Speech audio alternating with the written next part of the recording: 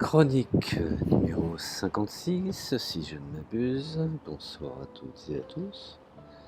Dans cette chronique, je vais essayer de traiter, pour étayer mon propos, de la contre-révolution libérale au capitalisme financier. Alors, cette période que beaucoup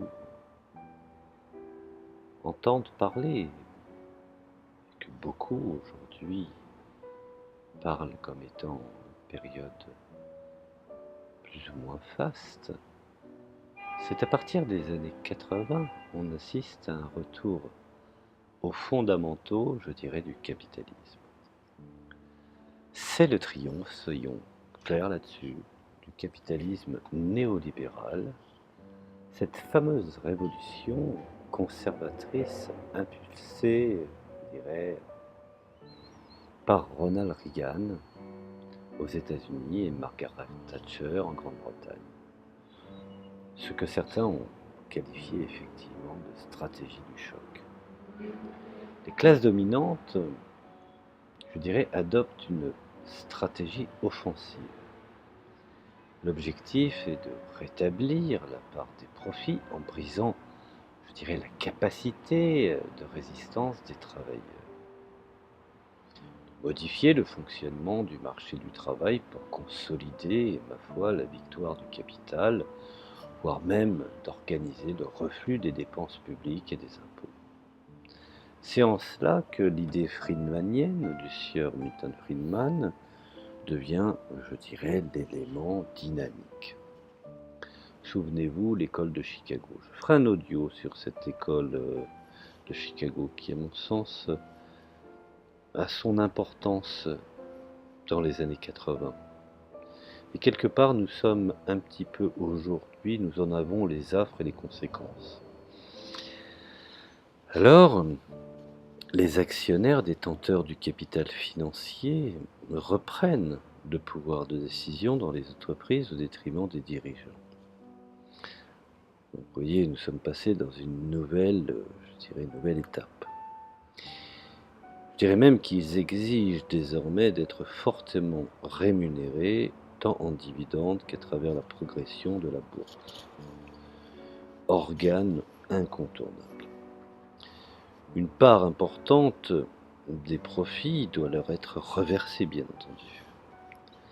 Les dirigeants sont appelés à gérer ces entreprises dans l'intérêt des actionnaires et des gestionnaires de fonds. Ils sont, je dirais, en permanence sous la menace d'une destitution ou d'une OPA hostile qui se produisent lorsqu'un groupe de managers, je dirais, d'une façon claire et sérieuse, persuade les actionnaires d'une entreprise qu'ils seront mieux à même de la gérer que les managers actuels. Aussi, pour en comprendre les mécanismes, je constate que les gens ignorent un petit peu ce mode de fonctionnement. C'est que les dirigeants ne peuvent-ils pas avoir d'état d'âme? Ils doivent nécessairement montrer qu'ils créent effectivement un maximum de valeur pour l'entreprise. Afin de s'en assurer, les gestionnaires de fonds ont instauré ce qu'on appelle la corporate governance, qui est un système de surveillance des managers destiné à vérifier qu'ils poursuivent bien cet objectif unique et établi par la feuille de route. C'est un fait aujourd'hui établi. Alors, me direz-vous, actionnaires et gestionnaires de fonds font pression sur ces derniers pour qu'ils distribuent le maximum de dividendes ou procèdent à des rachats d'actions de manière à ce que le profit revienne aux actionnaires, qui bien entendu eux-mêmes pourront choisir l'entreprise dans laquelle ils réinvestiront. Vous voyez, dans ce cas d'espèce, le but n'est plus de faire croître l'entreprise coûte que coûte, mais de limiter les investissements aux niches de rentabilité exceptionnelle. Ça, c'est un élément, je dirais, qu'il faut bien comprendre. L'alliance manager-salarié est rompue. C'est une réalité. Les premiers sont sous le contrôle direct des actionnaires, lesquels rémunèrent par des stock options qui garantissent que leurs intérêts coïncident. Le capitalisme est revivifié par des politiques de privatisation, de libéralisation, voire même de dérégulation, et surtout de déréglementation. Un à un, tous les secteurs économiques doivent être livrés au marché. C'est un fait. Alors me direz-vous, plutôt que d'être gérés de façon sociale, les bourses, les équipes de football, les crèches, la santé, etc., si la liste serait longue et fastidieuse, deviennent petit à petit, progressivement, des sources de profit. Et demain, pourquoi pas l'éducation, la sécurité, les services régaliens. En définitive, le capitalisme soumet toutes les activités à sa propre loi, ce que beaucoup n'ont pas compris. Jusqu'à celle du domaine culturel, médias et édition. Et en ce cas d'espèce, le freudomarxisme a été un élément incontournable pour garantir au libéralisme libertaire de la consommation apportée aux masses laborieuses plutôt que comme perspective de lutte et de prise en compte de leurs conditions. Alors contraintes de choisir entre trois voies, devenir des sources de profit, des vitrines pour le mécénat ou des instruments de propagande. En matière de politique économique, je dirais qu'une nouvelle pratique se développe, c'est un fait. La politique monétaire est utilisée, je dirais, pour lutter contre l'inflation et non plus pour soutenir l'investissement. Nous avons ce cas d'espèce, nous l'avons constaté, les banques centrales deviennent indépendantes du pouvoir politique, lequel est en démocratie le reflet de celui des peuples. Elles doivent garantir que les intérêts des détenteurs du capital seront préservés. Ce qui a été, le cas d'espèce, la réalité de la dernière crise des subprimes. Je dirais même que les travailleurs sont informés par une communication intensive, que toute hausse excessive des salaires amènera la Banque centrale à décider en représailles de l'augmentation des taux d'intérêt, laquelle, c'est un mécanisme qui est extrêmement bien huilé, entraînera ce que j'appelle une hausse du chômage, affaiblira la position des travailleurs et permettra la baisse des salaires réels. L'indépendance de la Banque centrale signifie, il faut bien le comprendre, que les gouverneurs ne dépendent plus des électeurs. Ils peuvent donc laisser croître le chômage sans état d'âme. Leur mission première devant être, je dirais, de lutter contre l'inflation. Par exemple, en cas de hausse du prix de l'énergie, les travailleurs doivent être persuadés qu'ils n'ont absolument pas le choix, qu'on va accepter directement une baisse de pouvoir d'achat, ou se l'avoir imposé via une politique monétaire restrictive. Entre la peste et le choléra. Bon, ça c'est une analyse somme toute personnelle. La modération, je dirais, salariale devient des objectifs centraux de la politique économique, tant pour accroître la rentabilité des entreprises que pour améliorer la compétitivité. Elle peut être obtenue, c'est un cas d'espèce, je dirais, par plusieurs méthodes. Par exemple, l'affrontement avec le syndicat, la persistance du chômage de masse, le poids de la concurrence avec les pays à bas salaire, les menaces de la délocalisation, la contrainte de rentabilité des entreprises peut être aussi, je dirais, acceptée par des syndicats réformistes. Ce qui est assez étonnant, c'est qu'aujourd'hui, beaucoup de syndicats sont financés par ces mêmes entreprises, ce qui est assez étonnant. C'est une des raisons pourquoi, quand on est financé par des entreprises, il est bien évident que cette entreprise ne va pas financer des individus qui pourraient mettre, je dirais, à défaut leur activité d'intérêt. Alors si les politiques budgétaires restent aux mains de gouvernements élus, elles sont cependant remises en cause. C'est un état de fait. Bien que certains proposent, je dirais, de nommer des conseils de politique budgétaire qui, au nom de la rationalité économique, quand tu me tiens, décideraient des orientations à la place des États.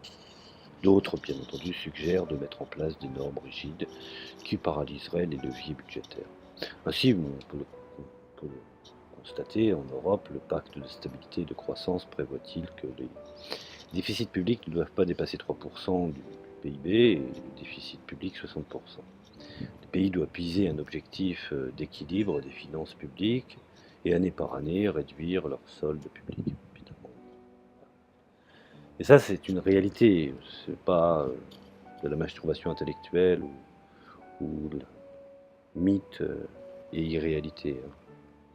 Alors, selon les économistes, je dirais dominants aujourd'hui, nous pouvons voir qu'une politique budgétaire expansionniste est inefficace, car nous pouvons constater que les ménages rationnels, observant la hausse du déficit public, ils en déduisent que finalement, au fond, les impôts augmenteront dans le futur pour rembourser la dette publique, ainsi créer, je dirais même du coup, réduisent leur consommation, ce qui annule, je dirais, en ce cas d'espèce, l'effet attendu.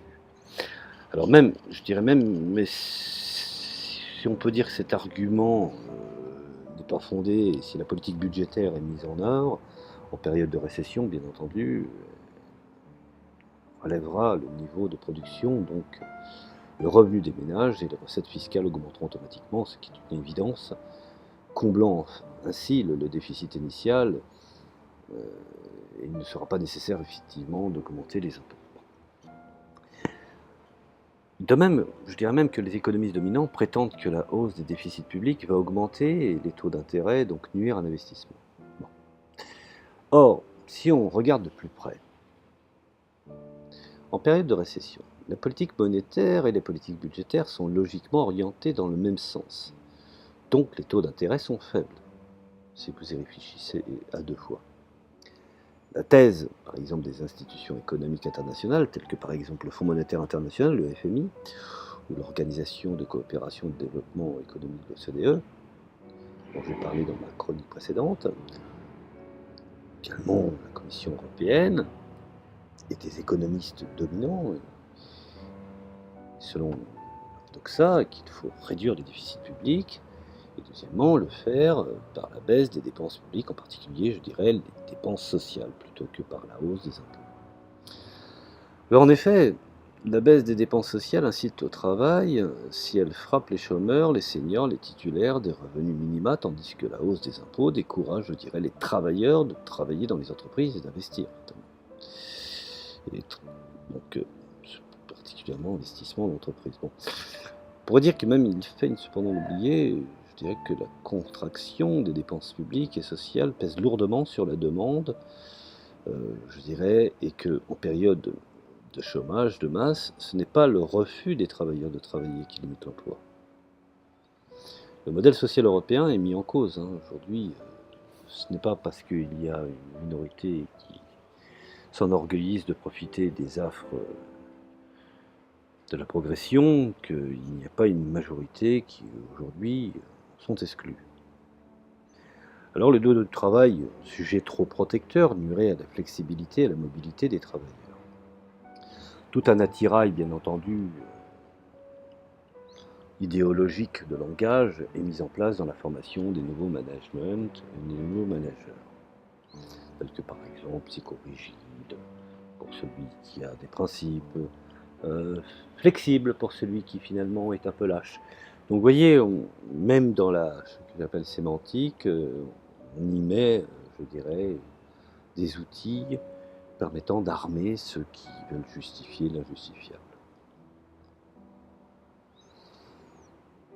Alors comme je disais, ceux-ci doivent accepter de se plier aux exigences du capital, horaires flexibles, contrats précaires. La protection sociale serait bien entendu trop coûteuse, les charges sociales pèseraient sur le coût du travail, il deviendrait intolérable que les retraités puissent avoir le même niveau de vie que les actifs, ou que les chômeurs ne tombent pas dans une plus grande misère, ce qui les contraindrait à accepter n'importe quel emploi. Alors, le thème des trappes à l'inactivité se développe, c'est un fait. Le chômage de masse serait dû au refus des chômeurs, trop bien indemnisés, selon certains, mais finalement de retrouver un emploi. La protection sociale doit donc être modernisée pour inciter à l'emploi. Alors, je ne comprends pas tellement bien le terme de modernisation, que cache-t-il? Terme un petit peu valise ou obscur. Vous voyez comment les outils peuvent être détournés. Quand on parle de modernisation, cela veut dire simplement réduction. Est-ce que finalement réduction est la traduction exacte de modernisation? Oui, malheureusement tout est comme ça aujourd'hui. Alors, puisque cela doit être, je dirais, doit servir le triomphe du libéralisme, qui finalement est indissociable au développement de la mondialisation commerciale et même de la globalisation financière, on peut, avec la mondialisation, les entreprises et les classes dirigeantes peuvent développer leurs activités sur une base internationale. Elles peuvent mettre en concurrence les pays, les entreprises et les cadres dirigeants. Et tout ça, finalement, ça court le risque de les voir fuir. C'est un phénomène qui est tellement évident. Le compromis social-démocrate national est ainsi remis en question. Désormais, les classes dirigeantes peuvent imposer au pays de pratiquer la concurrence fiscale et sociale. Le pays, pour soutenir sa croissance, n'est plus obligé de viser la hausse de sa demande intérieure. Il peut jouer sur la compétitivité. L'État-providence est sommé de se transformer en État concurrentiel. Voyez. La finance internationale impose ses règles aux pays développés et de plus en plus aux pays émergents. Libéralisation des marchés financiers, liberté totale des mouvements des capitaux, y compris, et a fortiori, vers les capitaux, je dirais vers les paradis fiscaux. Ça, c'est pour la boutade. Modernisation financière, nouvelles normes comptables. Les États doivent attirer les détenteurs de capitaux et s'engager, les laisser jouer librement.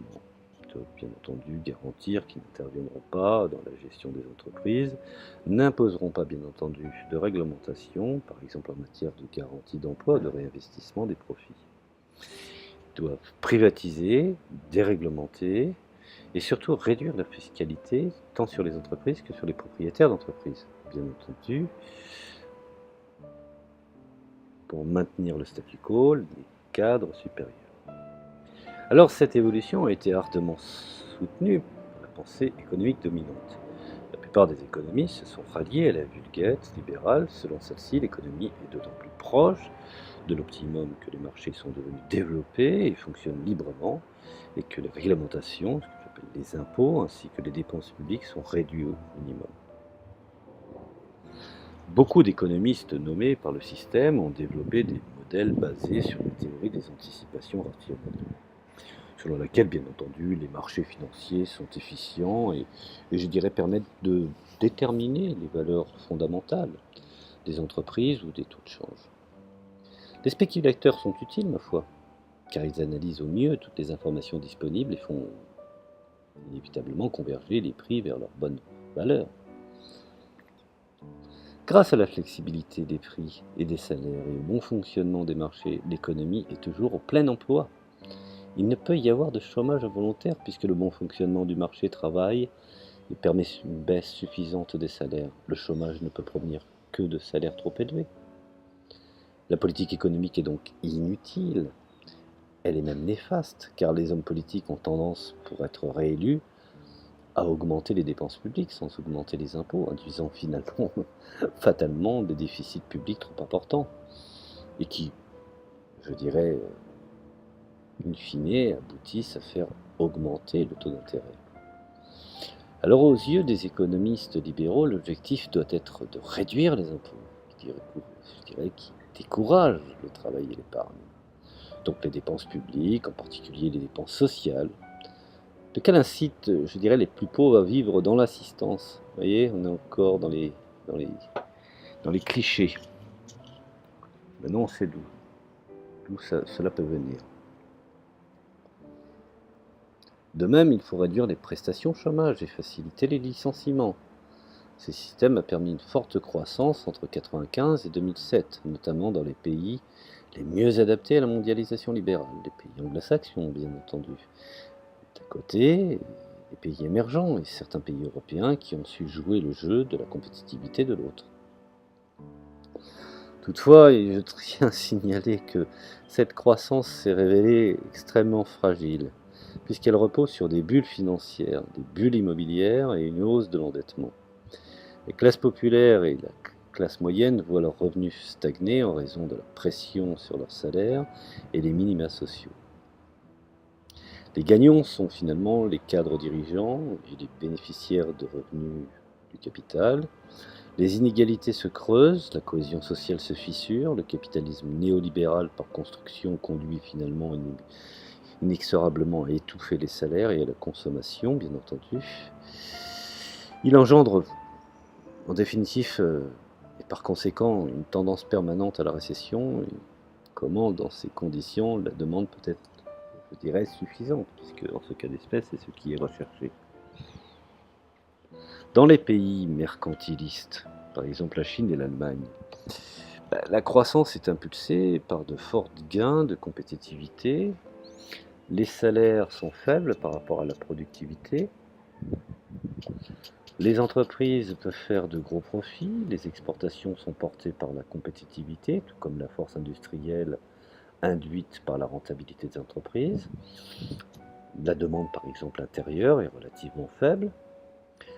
Les bonnes performances économiques contrastent avec la pauvreté d'une partie de la population, car cela ne va pas sans sacrifice. Ce mode de croissance n'est pas durable.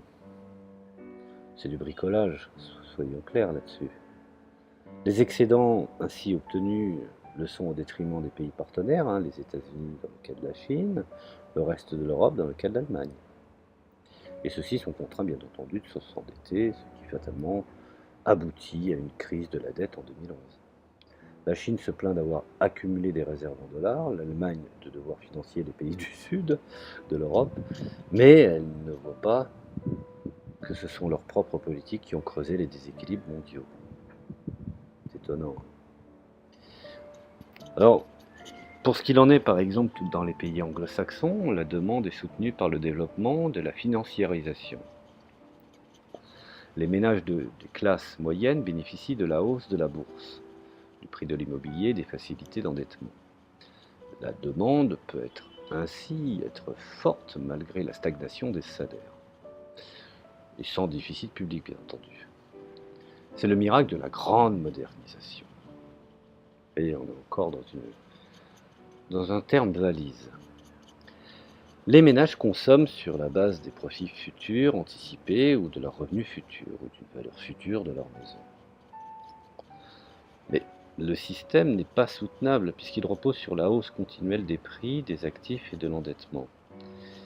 Il nécessite que les taux d'intérêt soient bas, que les cours des actifs soient élevés et augmentent, donc les déséquilibres s'accentuent, ce qui est une évidence et mathématique. Les autorités monétaires sont en permanence placées devant un dilemme. Baisser le taux d'intérêt pour soutenir la bourse et le mobilier et pour encourager, je dirais, la croissance de cours déjà surévalués. Ou évidemment les augmenter pour faire éclater la bulle, au risque de faire chuter toute l'activité. Souvenez-vous, les Américains ont géré ce dilemme avec finesse, jusqu'en 2007, où la hausse des taux d'intérêt a déclenché la crise des subprimes. Enfin, je dirais également que le système aboutit à l'accumulation de masses énormes de capitaux en quête de rentabilité et de liquidité. Dans ce cas d'espèce, je dirais que les institutions financières sont constamment en compétition pour les attirer. Bref, il est impossible que les capitaux affichent durablement la rentabilité requise de 15%. Pourtant, beaucoup d'individus sont persuadés que les choses vont aller crescendo. Entre la réalité de ce que les chiffres déterminent et ce que le système peut donner et l'espérance de certains, il y a, ma foi, un très grand paramètre. Et donc, non seulement celle-ci est obtenue non pas par des remplacements réels, mais par des opérations spéculatives, s'appuyant sur des bulles financières. Le capitalisme financier, faisant suite au capitalisme de papa, ne peut connaître une croissance régulière, seulement une alternance de périodes de rentabilité élevée, c'est un fait. En grande partie, bien entendu, illusoire, car obtenu par le gonflement, je dirais, de bulles financières et de périodes d'effondrement. La globalisation financière engendre le gonflement durable de déséquilibres qui finissent un jour par éclater, ce qui est évident. Les capitaux fabuleux des uns doivent avoir pour contrepartie, je dirais, comme je l'ai précisé tout à l'heure, l'endettement fabuleux des autres. Les pays, les entreprises ou les ménages qui bénéficient, je dirais, d'apports importants de fonds extérieurs sont en même temps fragilisés, puisqu'ils deviennent forcément, je dirais, endettés. C'est la malédiction de l'emprunteur. Les prêteurs recherchent des rentabilités élevées, ce qui fragilise fatalement, je dirais, les emprunteurs. Ils veulent investir des sommes importantes, mais s'inquiètent ensuite de ce que les emprunteurs sont trop endettés. C'est la malédiction du prêteur. Le monde vit en permanence sous la menace de la crise de la dette. Bon. Rappelez-vous, la crise de 2007 à 2009 démontre la faillite de ce modèle. C'est une évidence. Ce fut une crise bancaire, financière, mais aussi économique. Elle s'accompagne en outre d'une crise productive et d'une crise écologique. Les grandes entreprises concentrent de plus en plus leurs plans de développement dans les pays émergents, où la croissance est plus forte, où les salaires sont les plus bas, où le social est pratiquement inexistant, où parfois ce sont des dictatures, et dont le pouvoir est complice. La raréfaction des ressources énergétiques et des matières premières a fait monter leurs prix. La lutte contre les émissions de gaz à effet de serre rend nécessairement un changement profond des modes de production et de consommation, voire même des mentalités. Alors, devant tout cet état de ce que je viens d'expliquer, certains préconisent un retour du keynésianisme. Bon. Ce sera l'objet d'un futur audio sur une réadaptation moderne du keynésianisme. Voilà, je vous ai fait un petit triptyque sur, je dirais, la contre-révolution libérale. Je pense que cela se passe de commentaires. Je vous remercie de m'avoir écouté. Si cela a pu vous faire réfléchir, c'est l'essentiel, c'est le but de chercher. Et je vous dis à la prochaine chronique. Pardon.